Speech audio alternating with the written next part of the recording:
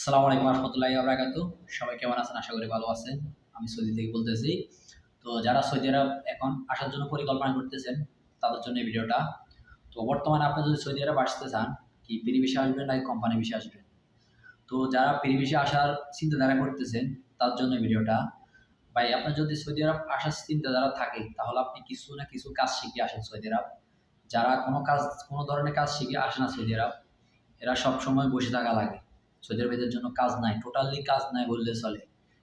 হেল্পারের ঘন্টা, তো পিরিবিশে যারা আছে তারা ঘন্টা সিস্টেমে কাজ করে। পিরিবিশের ঘন্টা ৮ রিয়াল, ৭ রিয়াল।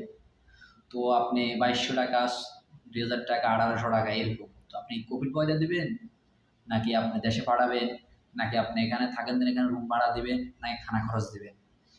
ভাবে চিন্তে আসবেন সৌদি আরব যারা আসবেন সামনের দিকে, কারণ বর্তমানে সৌদি আরব পরিস্থিতি পুরো ভয়াবহ, খারাপ।